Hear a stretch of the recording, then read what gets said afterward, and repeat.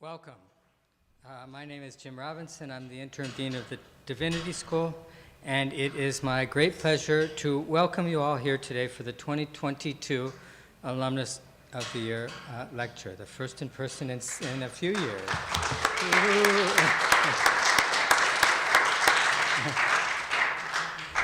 Thank you to those who are here in person as well as those joining us via live stream, as you see the equipment behind you. This is the first time we have had our Alum of the Year lecture live in person since the pandemic began, and it's the first Alumnus of the Year lecture we have delivered via live stream to those of you at home. And I am particularly pleased to be able to introduce our 2022 recipient, George Fitchett, who will be lecturing today on transforming chaplaincy, developing evidence-based spiritual care. A few remarks before we get started. Since 1947, the Baptist Theological Union annually presents the Divinity School Alum of the Year Award to a Divinity School graduate. The award recipient is chosen for excellence of work and continued contributions to the field, recognition and influence beyond the person's immediate sphere, and embodiment of the Divinity School's goals and values. Choosing the Alum of the Year involves soliciting nominations from the entire alumni body and submitting them to the Alumni Council for consideration. The council then makes its recommendation to the Baptist Theological Union. Past recipients of the award include luminaries such as Benjamin Mays, Yaroslav Pelikan, Lori Patton, and Robert M. Franklin, Jr. So this is a distinguished company you're joining today, and joining the board in the back as well, a permanent fixture in the lecture room. William Rainey Harper, the first president of the University of Chicago, along with our early deans, envisioned a divinity school as part and parcel of a great research university, a special kind of divinity school in which the distinctive areas of religious studies, theological inquiry, and preparation for ministry were respected as individual disciplines, but also drew on and enriched one another. Dr. Fitchett represents that distinctive ideal, as he also represents the ideal of engagement with the world outside of academia, perhaps most of all. Dr. Fitchett, chaplain, researcher, scholar, administrator, is the field's preeminent leader in developing a research-informed approach to chaplaincy. He is an expert on spiritual assessment, whose research examines the relationship between religion and chaplaincy, whose research focuses on the relationship between religion and health in diverse clinical and community populations. Professor and Director of Research in the Department of Religion, Health, and Human Values at Rush University Medical School, Dr. Fitchett has played a central role in pioneering research in and locating chaplaincy as an evidence-based field. Dr. Fitchett received his Master of Theology in 1970 and his Doctor of Ministry degree in 1974. Here in Swift Hall in the Divinity School. He received his PhD in epidemiology in 2007 from the School of Public Health at the University of Illinois at Chicago, and was awarded an honorary doctorate from the University for Humanistic Studies in the Netherlands in 2019. He has been a certified chaplain and chaplain supervisor for over 35 years. The first chaplain to receive a Career Development Award from the National Institutes of Health, Dr. Fitchett has been one of the principal investigators for a recently completed 5-year NIH-funded clinical trial regarding dignity therapy, believed to be one of the first times the NIH has funded a study that included chaplaincy care. In 2015, with support from the John Templeton Foundation, Dr. Fitchett co-founded Transforming Chaplaincy, a program to advance spiritual care research and chaplain research literacy. The author or editor of several important works focusing on healthcare, chaplaincy, and spiritual care, his book on spiritual assessment, Assessing Spiritual Needs, is widely used in academic and clinical training programs around the world. In 2021, Transforming Chaplaincy, the George Fitchett Reader, edited by Stephen Nolan and Annalie Damon, was published, bringing together some of Dr. Fitchett's most important spiritual care research. And really, I just want to point to this remarkable work, which is available over there, as I'll remark in a moment. Some people publish articles, some people publish books. To have a reader put together from your writings is something else entirely. This really is an extraordinary testimony to your work.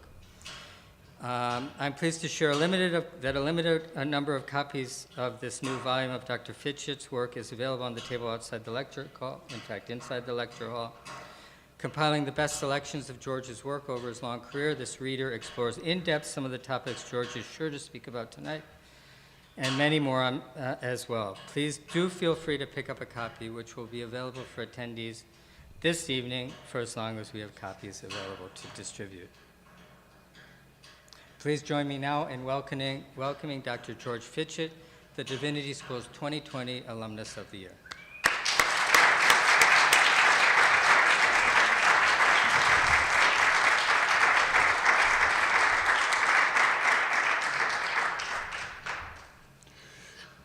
Thank you, Dean Robertson.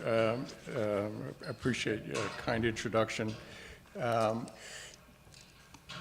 I'm an epidemiologist as well as a chaplain, so I can't do a presentation without doing slides and graphs and numbers, and some of it will be in some fine details, so if you want to be close to all the detail, you may want to be closer to the room and closer to the screen. I want to begin today's presentation with some stories about chaplains' care during the COVID-19 pandemic. The pandemic saw a remarkable increase in stories in the media about the work that chaplains were doing. And in one of Transforming Chaplaincy's research projects, we asked 20 chaplains to keep journals about their work in the early days of the pandemic. Their journals tell moving stories of creativity, courage, and compassion, and we published an ebook with 5 of those journals that's available on the Transforming Chaplaincy website. I'm going to read some selections from those journals, and I want to alert you to the fact that the selections include accounts of family members who were very distressed by the illness and the death of their loved ones. Improvising rituals and using technology were key features of how chaplains responded to the pandemic. And one of our chaplains wrote in her journal on April 24th in 2020, "I went to my first COVID-positive room today. The family of a patient on my floor requested that she receive the sacrament of the sick. She is nearly 100 years old and, according to the family, has taken a turn for the worst. But she is in isolation for COVID-19.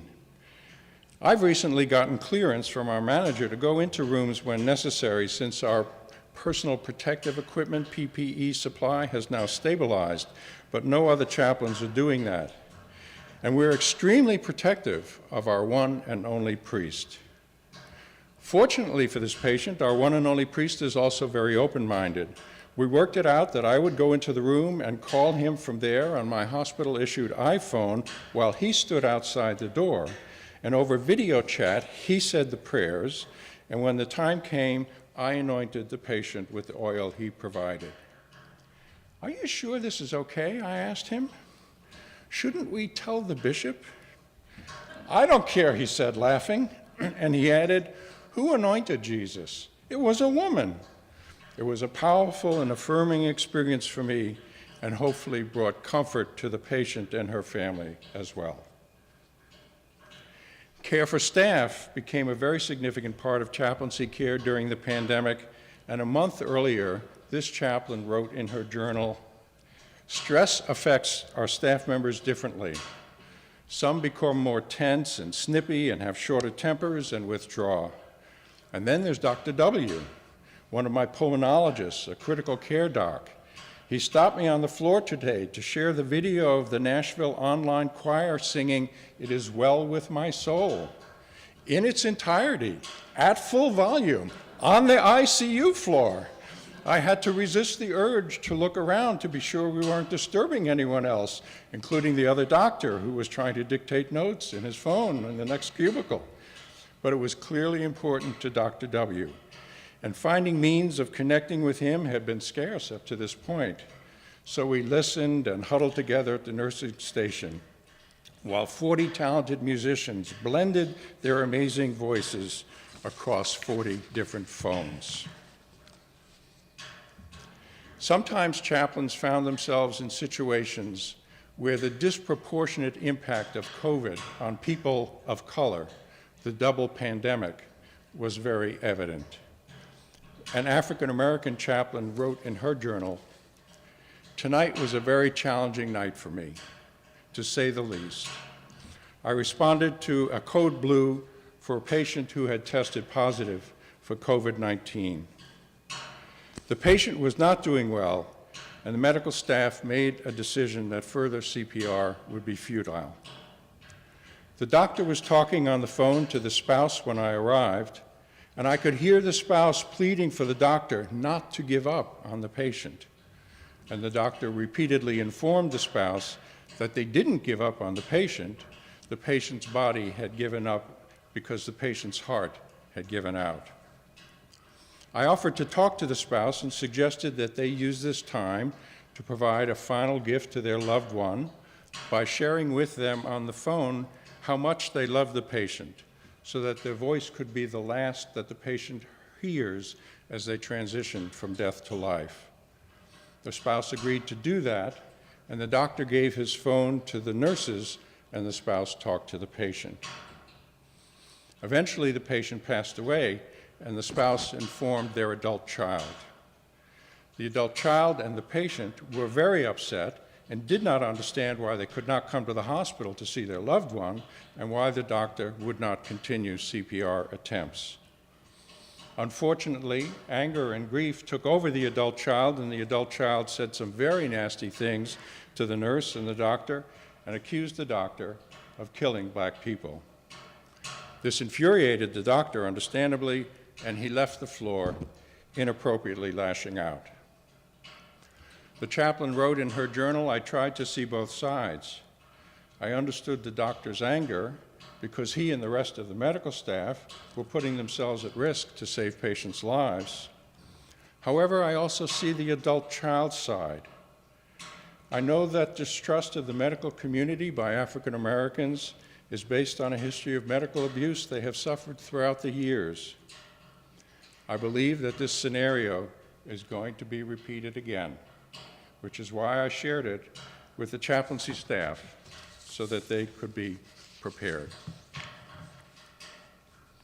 Chaplains did great work during the pandemic, and they received well-deserved attention. However, the care chaplains provided in the pandemic gives a limited view of current spiritual care and health care, and it doesn't really reflect an evidence-based approach to spiritual care that has developed in the past 30 years. So my aim in the rest of this presentation is to give you an overview of evidence-based spiritual care, and I'll approach this by describing developments in spiritual care research in Russia's Department of Religion, Health, and Human Values, and in the Transforming Chaplaincy program.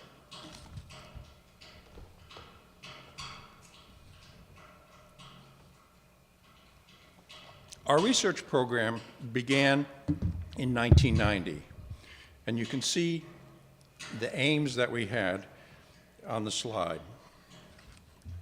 To conduct research which supports the department's programs of patient care, education, and ethics, to help chaplains do a better job being chaplains by using research.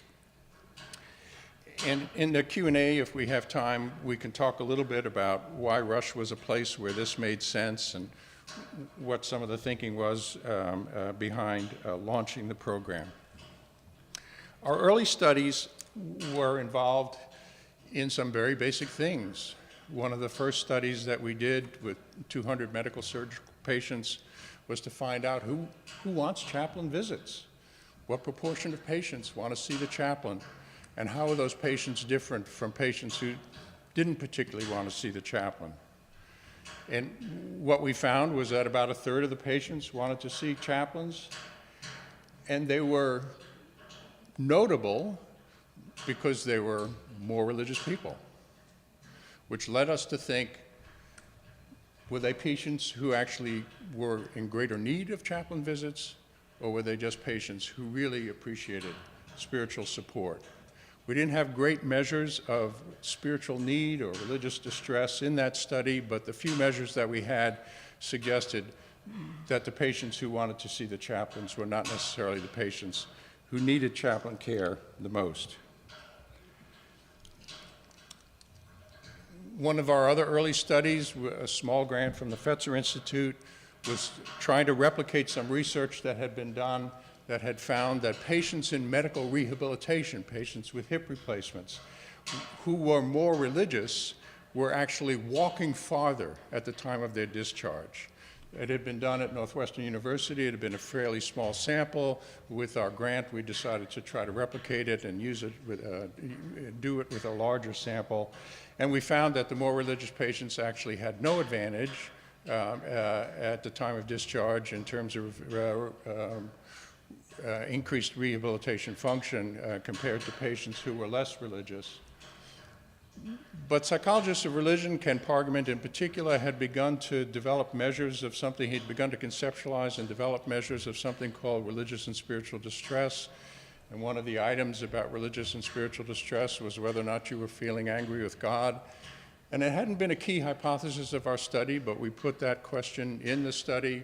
And we found that actually after adjusting for a bunch of other baseline factors, patients who were reported being angry with God had poor rehabilitation function.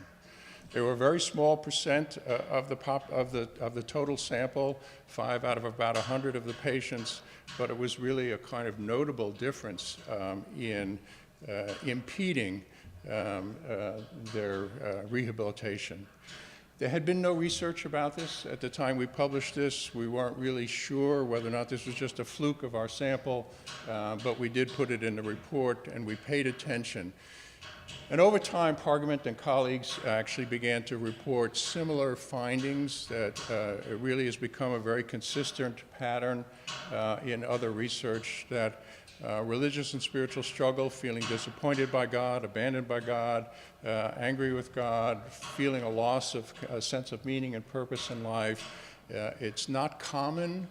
You'll see in the pie graph about 20% in another study that we did had moderate to high levels of religious or spiritual struggle, but it turns out to be kind of consistently an indicator of poor quality of life, more emotional distress, and perhaps compromised recovery.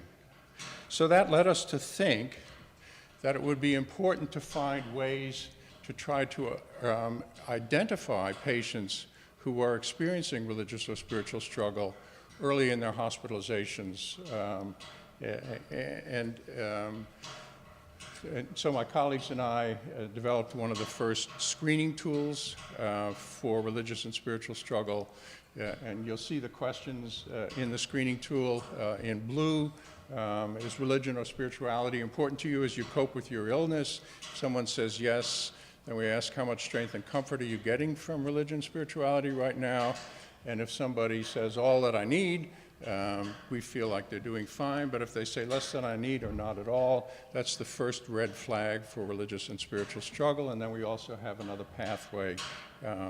So in this particular study, which was older adults in general medical clinic who had screened positive for depression, you see half of them had also screened positive for religious or spiritual struggle.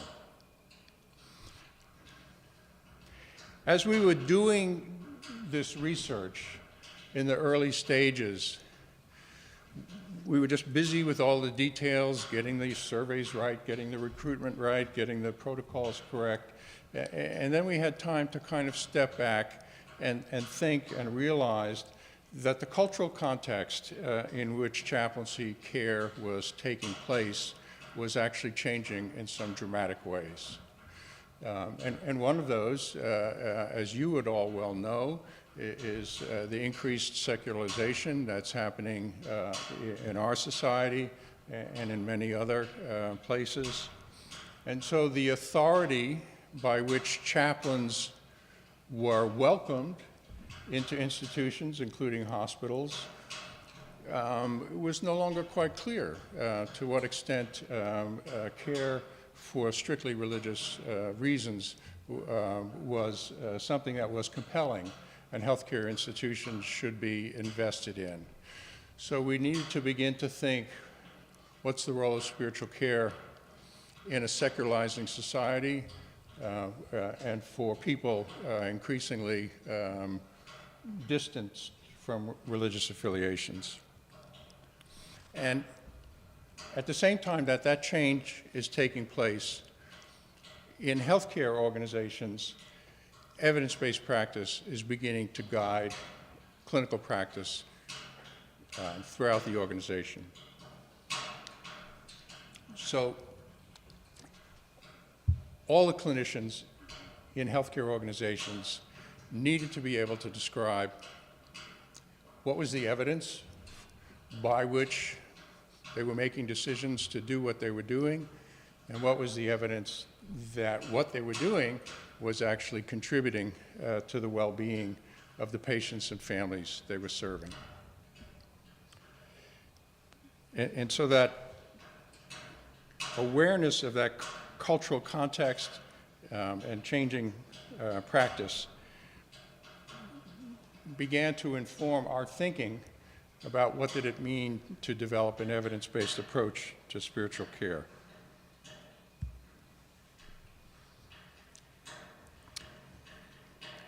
As we moved into the 21st century, we also began to realize that the paradigm that informed chaplaincy practice was changing.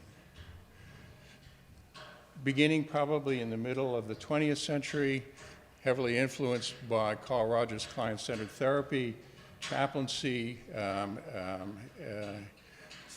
the dominant paradigm for chaplaincy was described as the ministry of presence, and some of you would know Winifred Sullivan's book in which she used that as the title for her book, and in the book she writes, "The language of the ministry of presence is ubiquitous and may be the most common image that chaplains use to describe what they do."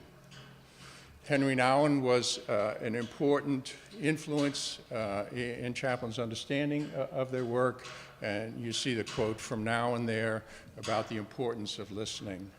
So this paradigm of being present, offering hospitality, being an empathic, listening presence was, through the latter part of the 20th century, the dominant paradigm for chaplains' work. But as we got into the 21st century, actually, an alternative paradigm was being proposed and coming under consideration. One of the first people to propose the alternative paradigm was a chaplain educator in St. Louis named Art Lucas, and in 2001, Lucas published a book called The Discipline of Spiritual Pastoral Caregiving. Those of you who come from Methodist traditions will quickly guess Lucas must have been a Methodist, right? Because that's the description of their book of order, right? And part of what Lucas proposed was that good spiritual care followed this pathway that you see illustrated in the circle there. That we begin with an assessment process, trying to understand what patients or families, if we're caring for family members, most need from us, and then in kind of considering that assessment, we begin to think about if we address the situation that this patient is describing, what would be the desired outcome? And that was probably the first time that, one of the first times that we'd seen in chaplaincy literature the notion of an outcome, let alone developing a plan and interventions that were designed to help people move toward that outcome. And so Lucas replaces the paradigm of presence, P, with the paradigm of a plan, P. And for decades, chaplains had actually been trained that if you go into the patient's room with a plan, with an agenda, that was actually a hallmark of bad spiritual care. that the notion of being agenda-free and was actually a hallmark of good spiritual care, but it was probably more complicated than that, because part of what it meant to go in without your agenda was that you'd be able to listen to find out what the patient's need was, right? But Lucas actually begins to change the paradigm, and it begins to kind of be described as outcome-oriented spiritual care. The problem with outcome-oriented spiritual care was that for the most part, chaplains had no idea what outcomes they were focused on. They weren't trained that way. The CP educators were still using the presence paradigm, and so the chaplains really didn't have a way to think about the outcomes or to conceptualize the outcomes, and that's still a challenge for the profession.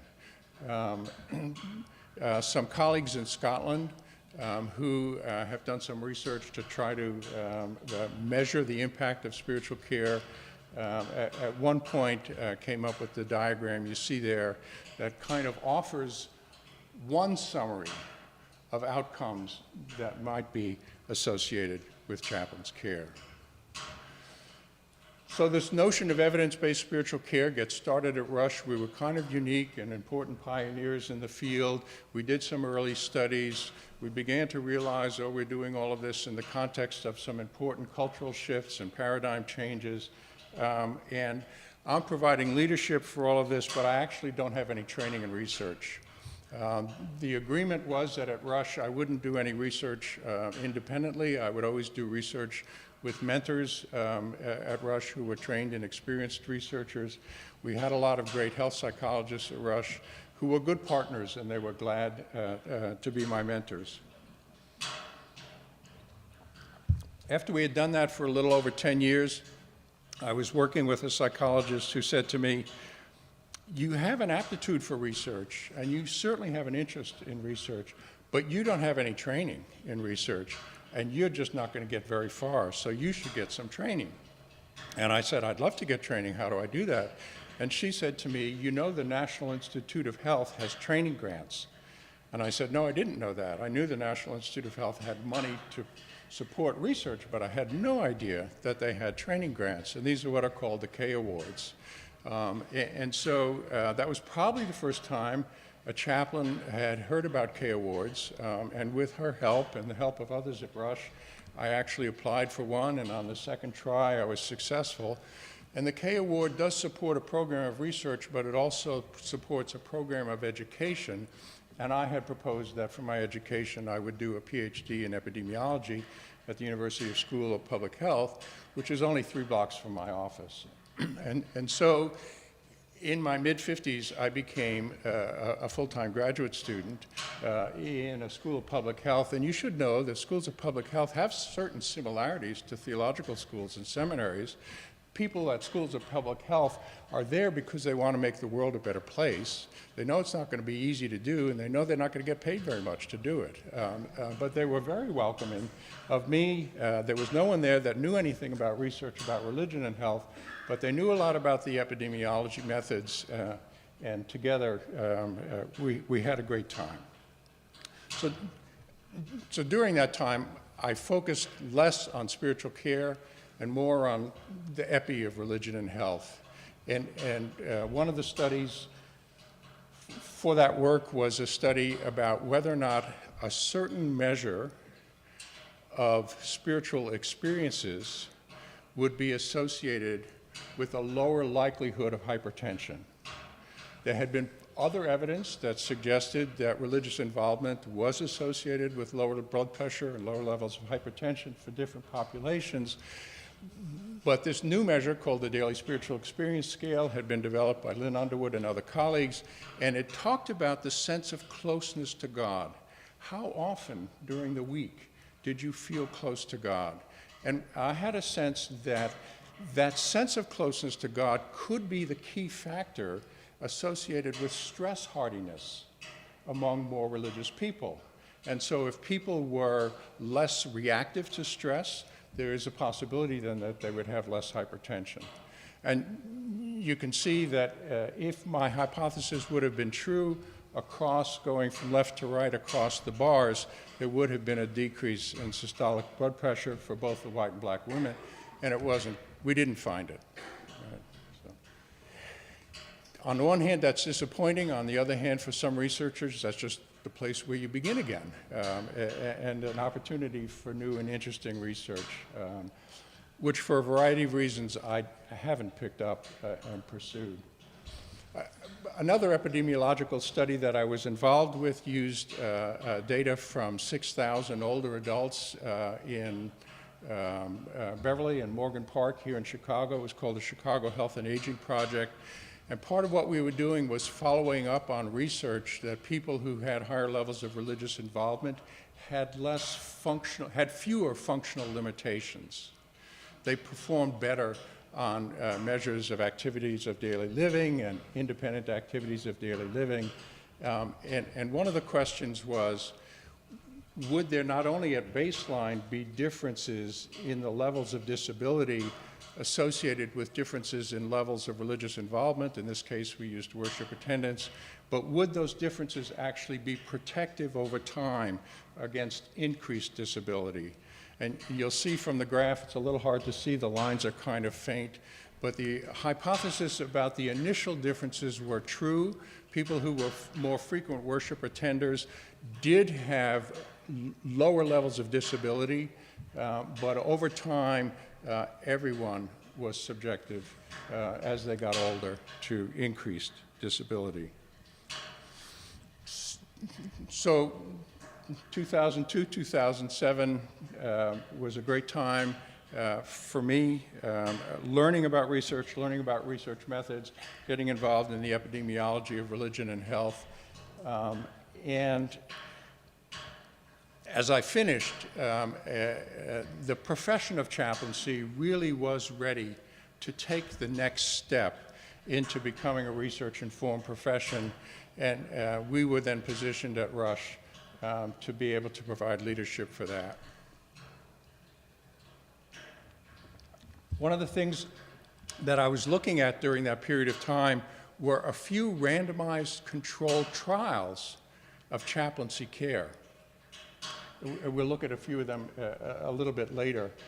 And in one of the early randomized controlled trials of chaplaincy care, the chaplain randomized people who had been admitted to the hospital with chronic obstructive pulmonary disease into groups that got a daily chaplain visit and groups that didn't get any chaplain visits.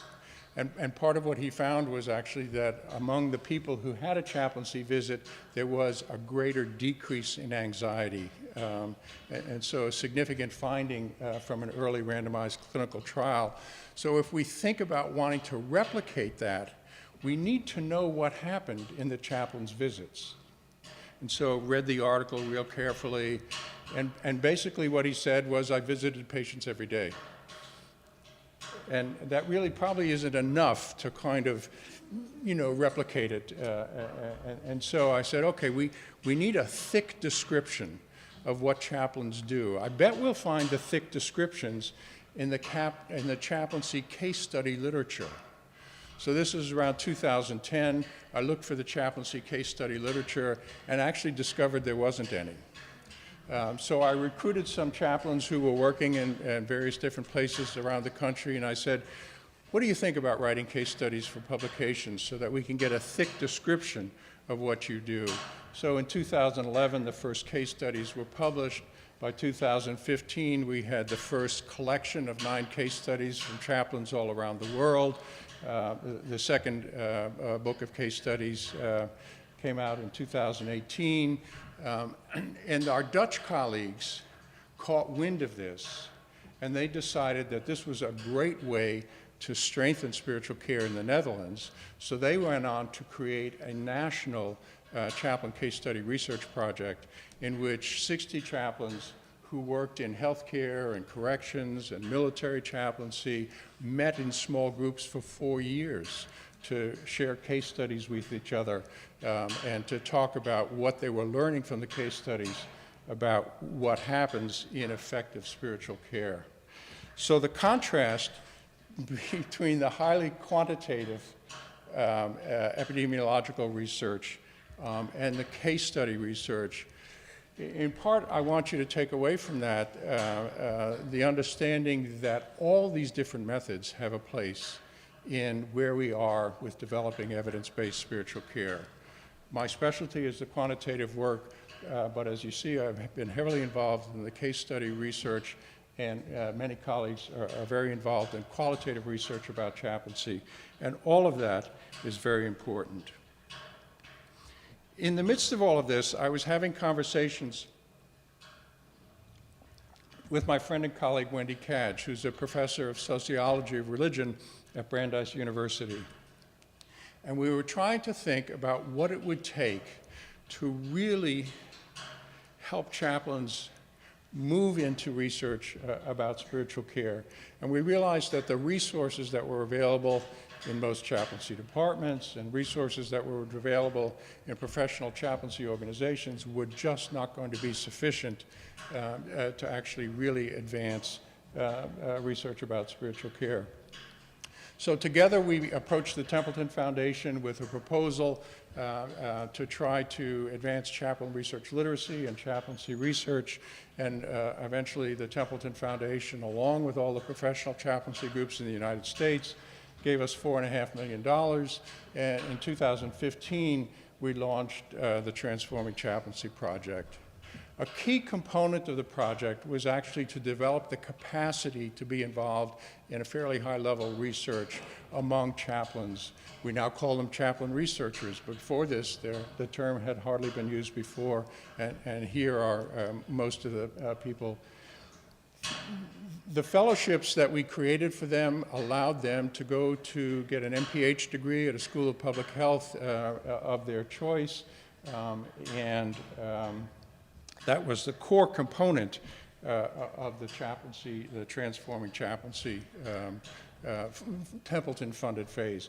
We recognize that MPH degrees are actually not sufficient to kind of be able to take research to the level that it needs to go, but even with all of its millions, Templeton wasn't in a position to help us kind of create fellowships for PhD level training.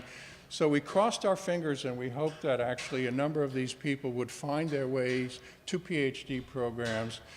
On Monday, the second of them actually defended her PhD dissertation. Two others are about to defend their PhD proposals, and 4 others will begin PhD programs in the fall. So we actually were very fortunate in terms of having selected a talented and motivated group that are really going to change the face of chaplaincy research in the next 5 or 10 years. So you see on the left, the core components of the Templeton grant were the chaplaincy fellows, but we also realized that people who are becoming chaplains, who are doing CPE residency programs, needed to be research literate. So they didn't have to be researchers, but they did have to be research literate so they could read the research and understand its implications for their clinical practice. So there's no way that you learn that kind of research literacy in theological schools or in CPE programs. So part of the Templeton grant was that it gave us money to go to about 1/3 of the CPE residency programs and help them develop a research literacy curriculum. And then we did online research education for practicing chaplaincy, and together with colleagues in APC and ACPE, we did some other research and received some other funding. One of the fun things that we actually developed along the way was what we call Chaplain Research Summer Camp, where people come together for a week and we do basic education about research literacy. That's the group from our second research summer camp, which we actually held at Boston University. And around this time, we also kind of formalized the vision and mission for Transforming Chaplaincy, and you'll see our website there if you want to learn more about us. It's really very simple. The Templeton grant lasted 4 years. Templeton kind of kicks you out of the nest. They really don't want you to come back and ask for the same money again to do the same thing over again. And so we're now in what we call phase 2 of Transforming Chaplaincy, in which we're not sending people off to get MPH degrees, but we're creating partnerships. We call it the Research Incubator, to help chaplains develop relationships with each other and with non-chaplain researchers where they can do research. that's related to improving and strengthening spiritual care. Along the way, we also created a kind of basic textbook for chaplaincy research literacy. Our partnerships, our main partners right now are Ascension Health and Providence St. Joseph and Rush, and most recently, Indiana University Health has joined us as a partner.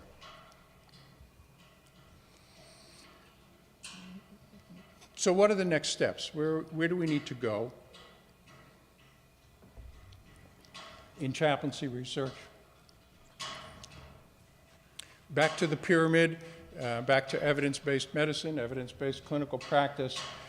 One of the most important next steps for chaplaincy research is to describe the effects of the care that we provide. There have been, as I said, a few randomized clinical trials. That's not the only way to do research about the effects of our work. The first one, the one on the left, is actually that COPD study that was done, published in 2001 with the 50 patients that were randomized, and you'll see a steeper decline in anxiety for the patients who had daily chaplain visits.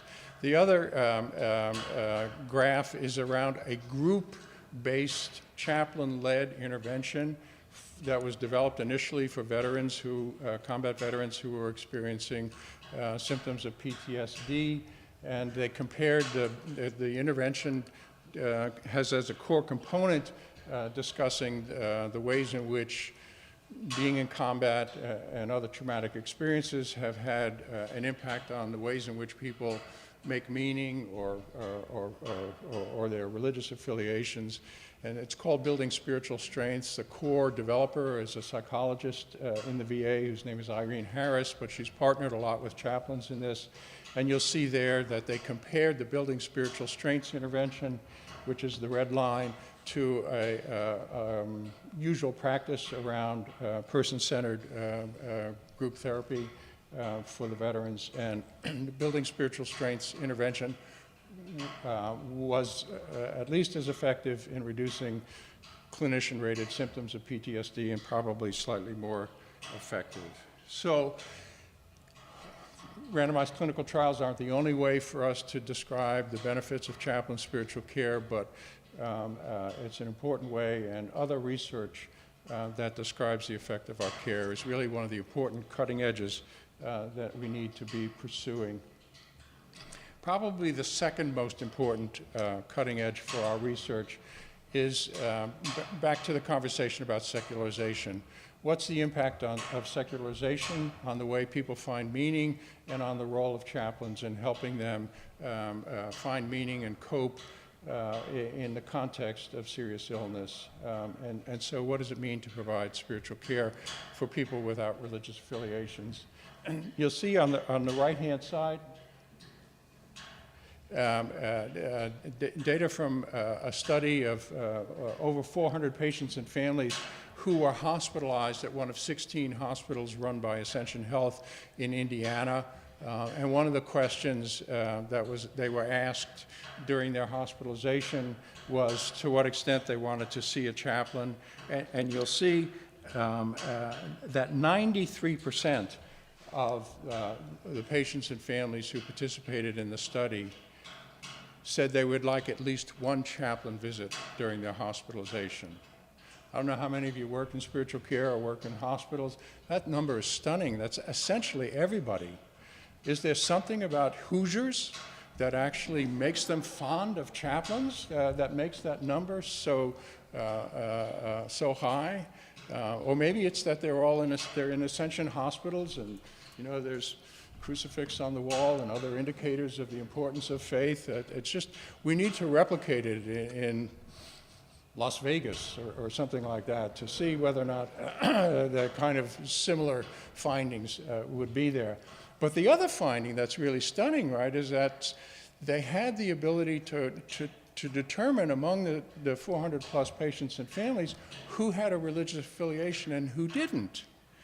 And of those who said they had no religious affiliation, 83% said they wanted a chaplain visit during their hospitalization.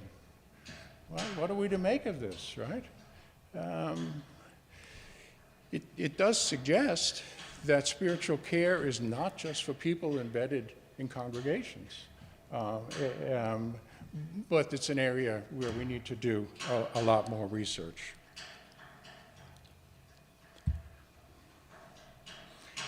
As I move to kind of sum up here, I want to talk a little bit about education for chaplaincy. Many students from the Divinity School have come to Rush for their CPE, since my Divinity School classmate David Wong and I participated in the first unit of CPE that was offered at Rush in 1970. Over those years, we've had a lot of students in CPE from the Divinity School, and my colleagues and I welcome you to our basic unit for CPE, and especially to our year-long residency program. The director of CPE is Mark Tabbitt, and Mark is here, and he'd be glad to talk to you about coming to do CPE with us. The year-long residency program, this is our current residents, and you will recognize some of them. They are your recent classmates. Wesley Sun, recently a member of your faculty, is with us to do certified educator training. But in recent years, it's become clear that the current model of education for professional chaplaincy is not working. 3 years for an MDiv, 1 year for a CPE residency, maybe 2 years for the residency.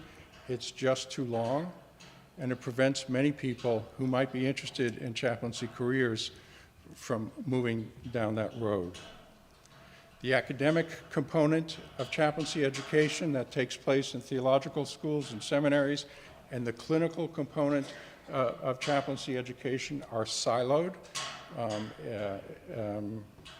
The MDiv coursework in most schools is not well suited for chaplaincy. There are things that people need to learn that are not being taught, and there are things that are being taught that are really not very helpful. The didactic component of a CPE residency is haphazard. It's based on the interests of the local CPE educator, and it's not based on the competencies required for professional chaplaincy. Together with other colleagues, Wendy Cadge, Trace Haythorne, the executive director of ACPE, we have done some work, some of it was funded by the Luce Foundation, to describe the problems with the current approach to chaplaincy education. But the problems are really kind of easy to identify. The issue is somehow bringing together the right group of people in the right context to actually come up with a new vision for what professional chaplaincy education needs to look like, and then to be able to get it implemented in both our academic and our clinical institutions. Much work is needed. Let me conclude by expressing my deep gratitude. My gratitude for this award, to the Alumni Council, and especially to those who nominated me. My gratitude to my Divinity School teachers, especially to my Dean Advisor, Don Browning. My gratitude for my Divinity School colleagues.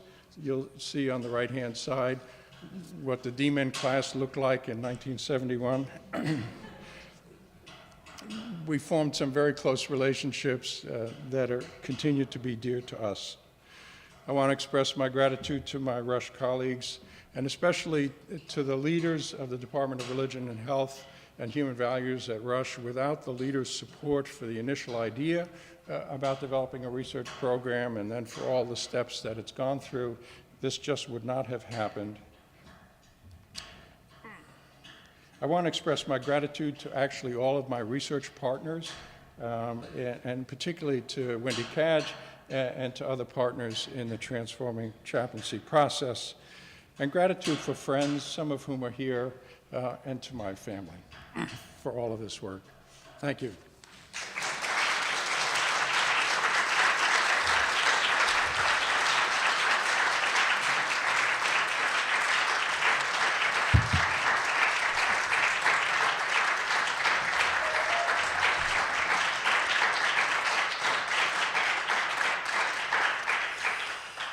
I think there's time for conversation. I think Jeffrey has a microphone, and if you'd like to share a comment or ask a question, I'd love to be in conversation with you.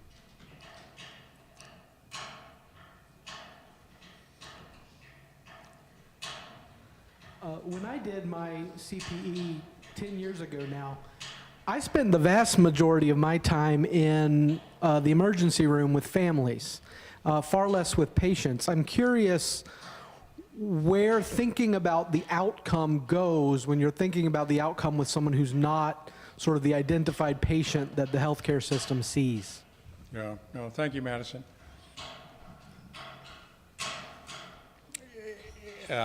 It's a really important point, and spiritual care is very much for patients and families as a unit. And I haven't really talked about care for healthcare professionals. It's really become an extremely important focus in the last 2 years as healthcare professionals have just been battered by the pandemic. So let me answer by giving an example. If you are the family member of a loved one who is gravely ill and in the intensive care unit, and you have to make some decisions about whether or not to continue aggressive care or to move toward comfort care, the research suggests that between 20 and 30% of those families in the following year will experience major depression, incidents of major depression or PTSD or some other serious emotional distress. There is a study that was done at Harborview, which is the county hospital in Seattle, in which they asked family members of loved ones who had died in the ICU how satisfied they were with the quality of the ICU care and particularly with the decision making that had to be made. And one of the things they found was that families who had more engagement with chaplains had higher levels of satisfaction, both with overall ICU care and with the decision-making process. That study didn't go on to link whether or not chaplaincy care in the ICU reduced the risk of major depression or emotional distress in the year after, but I think that if we do that research, we'll find the connection. So I think that there are lots of ways in which the distress that families are experiencing around health care is effectively addressed by chaplains, and we just haven't done a good job yet of doing the research to get out there and measure that. There is a forthcoming study that hopefully will be published by the fall, again from our colleagues at IU Health, in which they actually did a randomized clinical trial of families whose loved ones were in the ICU. The families were randomized to receive a proactive call from the chaplain soon after the patient was admitted to the ICU versus usual care. And the indications are from the data that actually there was a decreased level of distress in those families based on that. So we have a little bit of research. It's an area where we need to do a lot more. We need to be a lot more thoughtful about the interventions. It's an important part of our work, though. Others? Yeah. Thank you. Thanks so much for this talk. I was thinking about your comments about secularization and thinking about maybe a parallel pattern, which would be pluralization in the hospital. And I wondered, I mean, I know enough about the literature to know that there's some concern that in trying to address a growing plurality of religious patients, that there's a sort of watering down effect that happens in spiritual care. So I wondered how you've addressed that, how you've studied it maybe in terms of outcomes. Yeah, it's a great question. I mean, Wendy Cadge, in her study, Wendy did an ethnographic study of spiritual care at a major medical center, and one of her observations was that, well, it's kind of boilerplate for chaplains to say we're effective, we take care of patients of all faiths and people who are particularly religious affiliated, and we're effective in all of those situations. And we actually don't have any evidence about whether that's true or not.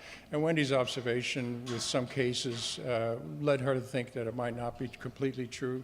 And so one of the ways we talk about that is around concordance. To what extent is the faith background of the chaplain and the faith background of the family concordant? To what extent, and it's actually not just about faith backgrounds, right? To what extent is that important around race, ethnicity? To what extent is that important around gender? We actually have very little information. There's one really interesting study from the Netherlands in which they asked patients how important concordance was to them. I'm not remembering the details of the study, but I think that was kind of after they had had some spiritual care, so it may have been that the chaplain was faith concordant or not. And basically they found that for that sample of patients, it didn't make a big difference. The Netherlands is really a very different cultural context than Chicago or Nashville or Portland. So we need to replicate it, but one of the wonderful things about the study is actually they've demonstrated one methodological approach that may make it feasible to do.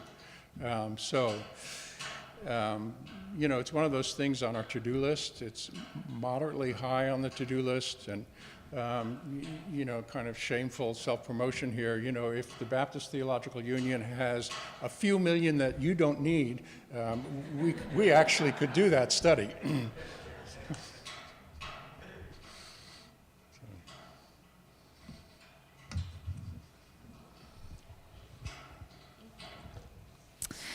Thank you for being with us tonight. Two things. One, I just wanted to thank you for mentioning that there could be some small or large changes made to the chaplaincy program. I loved my experience quite a bit, but there is a gentleman at the basement of Rush who makes the security cards, who very much wants to be a chaplain and finds it very difficult, and I would chat with him about the process, and it was enlightening to hear him say, well, you know, there's a lot to do in order to become one. So that was very salient. Thank you. The other thing I was wondering, and this is maybe dovetailing on what you were saying, is that the intercultural space of a hospital is kind of maybe not replicable in many spaces. It's so interreligious. It's you know, there's a lot of class issues going on. I'm wondering how much of this work can or should be done outside of a hospital, if there have been any studies about chaplains in other spaces of crisis. Yeah, I wish I knew the answer to that, and I really don't. It's been hard enough to keep up with the literature around healthcare. So I really I don't know anything about healthcare. I mean, higher education chaplaincy, military chaplaincy, corrections chaplaincy. You know, I think it is clear for a variety of reasons that the chaplains who work in those contexts, on one hand, would welcome research, but they haven't had the resources to get started. You know, we're not very far along with the research around spiritual care and healthcare, but compared to those contexts, we're really miles down the road. And I know, you know, many of those people are now coming together in the Chaplaincy Innovation Lab, which Wendy Cadge went on to start in 2018, so that I think there's hopes that they'll be able to do more research to examine the strengths and weaknesses of their work and the value of their work. But I think actually they're really, in many cases, just getting started. It just requires a lot of specialized background. I mean, you know, correctional, if you're going to do research about spiritual care and corrections, you've got to know a lot about criminology.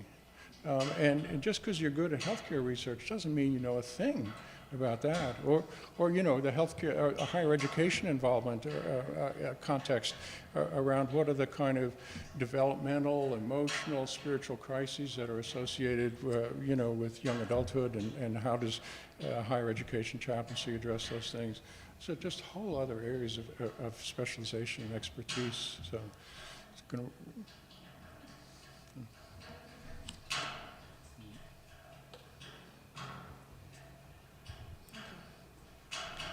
Hi, thank you very much. I have a question about the twofer. The twofer. It's been my experience anecdotally that in both the state of Michigan and in the state of Colorado, at a community hospital, the chaplain is also serving as the ombudsman. It's a twofer. You go there to be the chaplain, and you end up being the ombudsman for the hospital as well. Are you familiar with this as a cost-cutting measure or as another way of... It really does change the role. Hey, Clark. It really does change the role, and yet I found, because these are both dealing with family members who are critically ill, that it was extremely helpful to have someone who could navigate the systems as a part of what their role in spiritual care was. Which states? Colorado and Michigan, but it's entirely anecdotal. No, thank you. I had not heard that at all. Let me just say two things about that. One is experienced chaplains who've been in their institutions for a while do effectively become ombudspersons. They do know the organizations, and they can help in lots of ways. And so informally, I think that it's pretty common. But part of what I hear in your comment is, are hospitals trying to save money by having the chaplain not just do chaplaincy stuff, but do something else as well. And it touches on a very sensitive nerve for healthcare chaplains. They think they're about to be eliminated any day. They think that with the next budget cut, the department will be cut in half. The empirical evidence doesn't support that, but it is something that's deep in chaplains' anxieties, right? So one of our Transforming Chaplaincy fellows who finished her PhD last November actually looked at the best data we have about whether or not a hospital has a chaplaincy department. It comes from the annual American Hospital Association Survey of Hospitals. And she took 10 years of data from 2011 to 2020, and she looked at how many hospitals reported having a chaplaincy department. It's about 70% in general medical hospitals. And then she looked at hospitals that had a department at the beginning of those 10 years and dropped it, and hospitals that didn't have a department at the beginning of 10 years, but by the end of the 10 years, they had one. All right? And so which group was bigger? The group that dropped or the group that added? It's the group that added. Right? And there's other evidence that suggests the same thing, that actually, for every department that goes through a budget crisis that actually reduces the spiritual care program, there's actually 2 other departments that have actually seen the value and they've expanded it. Whether or not that continues in the face of other,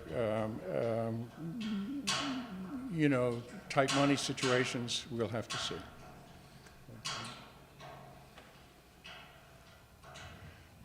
Clark, go ahead.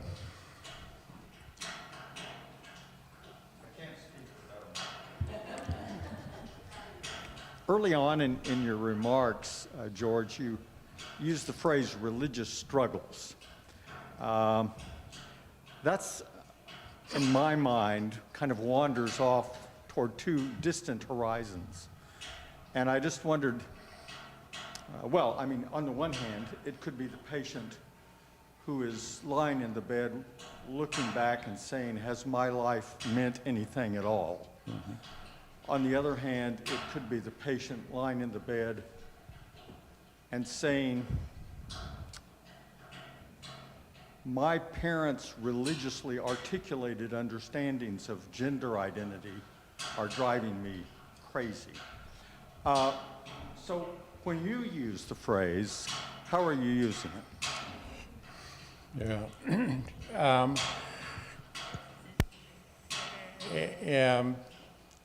And when I use the phrase, I actually think of how do we measure it? So Ken Pargament, his first measure had 7 items. They were mostly about feeling forgotten by God and abandoned by God, and feeling forgotten by my church, and thinking the devil was causing the illness. So the first body of research used that 7-item conceptualization, and mostly those 7 items measured what we now think of as struggle with the divine. And Ken and his colleagues have gone on to measure, develop a new measure of religious and spiritual struggle that actually has 6 components. So struggle with the divine is one component, demonic struggle is another component, guilt is another component, doubt is another component, interpersonal struggles, so the one that you mentioned about gender identity, the sense that my family and I can't get along because they're judging me for some reason around my lack of faith, so that'd be an example of interpersonal religious struggle. And then the final one is ultimate meaning. So the best measure we now have about religious and spiritual struggle includes those 6 components. And so when I talk about it, that's what I mean. There is another really interesting measure out there for spiritual pain. So one of the things that physicians and nurses want to do, you know, is if you've been in the hospital, you know they're going to ask you on a scale of 1 to 5, how much pain are you having, right? In palliative care, there's actually something called the Edmonton Symptom Assessment Scale. So it's on a scale of 1 to 10, how much shortness of breath are you having, how much fatigue do you have, how much loss of appetite do you have? And they've now revised it to actually put in how much spiritual pain you have. And when they ask the question about spiritual pain, they say by spiritual pain, we mean pain deep inside that is not physical. And when I first saw that item, I said, that's not going to work. But the research suggests actually that it is the amount of spiritual pain that gets identified with that item is kind of similar to the amount of spiritual struggle you find when you use more complicated scales, and it has this similar association. So it may be an effective screening tool, and the kind of screening tool you saw that we developed with the branching algorithms may not be necessary. One of our current projects is actually putting several screening tools head to head to see which ones have the best screening properties. Well, especially if your focus is on pastoral counseling outcomes, the sort of second one. Yes, that's right. I mean, part of what you want to know is whether or not the spiritual care actually reduced the religious and spiritual struggle. Did it reduce the spiritual pain? And you can't get involved in that conversation unless you have some good, reliable baseline measures. I should note that Ken Pargament, who's just really the major resource in this area, doesn't use spiritual pain, he doesn't use spiritual distress. He really does like the concept of religious and spiritual struggle because he understands it as a fork in the road. And one possible response in that fork in the road is spiritual growth. And he really holds out the importance of being able to help people in those important moments so that spiritual struggle doesn't become chronic and embedded and detrimental, and that we maximize the opportunities for religious and spiritual growth for people. Okay, Cynthia. Lots of them, but hopefully I can ask you all the rest of them about how to improve theological education for chaplains. I'll ask you that question later. But the question is coming to mind as I'm listening to you speak is many of the studies that you're citing are studies that confirm things that those of us in the field might already have a hunch about, that somehow sort of spiritual care decreases stress and anxiety. That doesn't sound surprising to me. It sounds What's like your what evidence for it? What I'd really hope to hear. But I'm curious to know if you've done research in this field in which the result of the research told you something that told you were wrong about something, or told you something that really changes the direction of how you think about the practice. Yeah. Well, the first study you saw with the bar graphs about anger with God, there had been no research about that at the time we did it. And it changed the direction of our work. So that's been the major one, is convincing us actually of how important that is.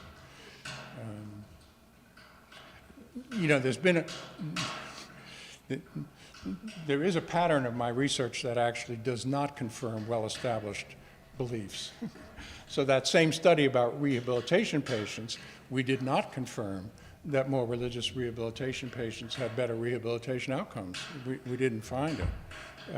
Our study about blood pressure and daily spiritual experiences did not find that people with more daily spiritual experiences would have lower hypertension. We thought that there had been other suggestions and other research that suggested it would be true, and we thought we had the core nugget of what it was about religion and spirituality, that sense of closeness to God, that would actually explain this. And, unfortunately, there hasn't been an opportunity to go back and use that measure with other populations to see whether or not there was something funny about our population in which we didn't find it. But. Larry.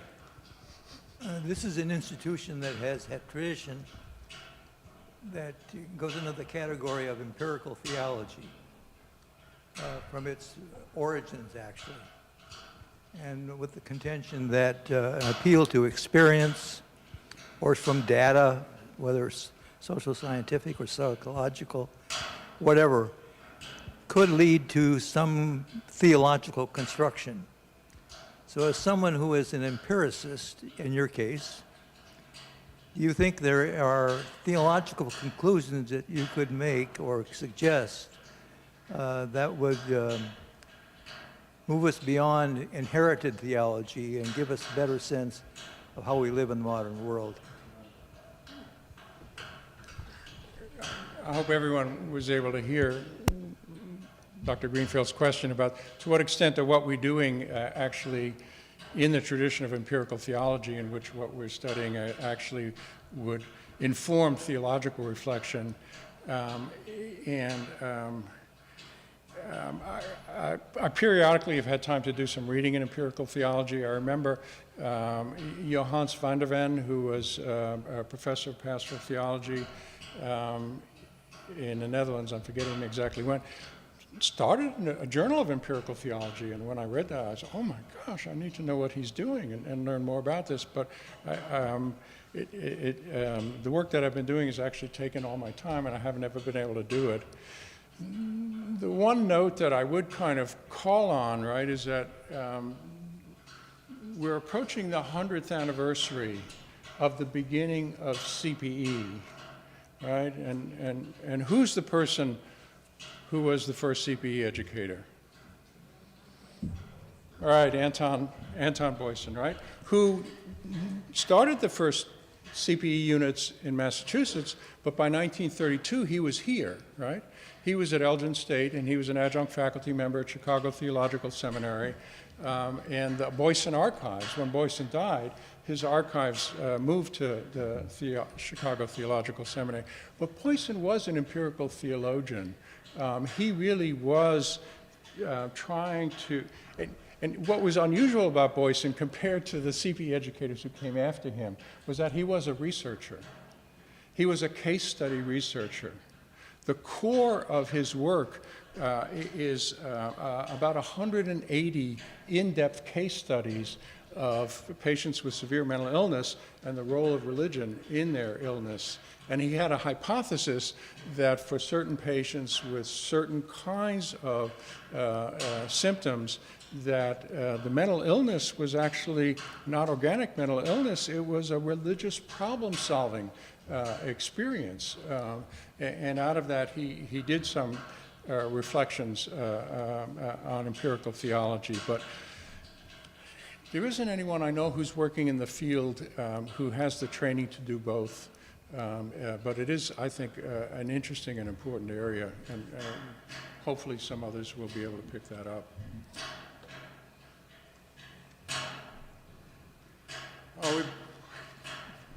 One more? Last one? I have a question about your sort of comments at the end, your sort of provocative comments about education for chaplains. It's not going to be Cynthia's question, how to improve. think this is my question. I heard like a number of kind of accounts for what's wrong with the education. There's like a theory of inconvenience. This is just unwieldy. People can't do this. Then there's like the argument from coherence. You're doing this clinical stuff over here, and then you're doing this theological stuff over here, and they're not talking to each other. So that's a problem. But then there's also the argument from maybe what's happening in seminaries and theological schools is an obstacle for what chaplains need to learn how to do. So I kind of heard those three things. I don't know if that's accurate or not. But my question is, is it working chaplains who are telling researchers, my education failed me? I mean, what I heard you say is, chaplain education as it is right now isn't working. And so I'm just wondering, are working chaplains telling you that? Or who's telling you that? It's not to say I don't agree with you. I just want to know where the claim is coming from and who's making it. Yeah, it's a helpful question. We haven't surveyed working chaplains to ask them whether or not they think their education was on target. It'd be important to do as part of the bigger project to find out what about the education is strong and helpful, and what about it isn't so strong and helpful.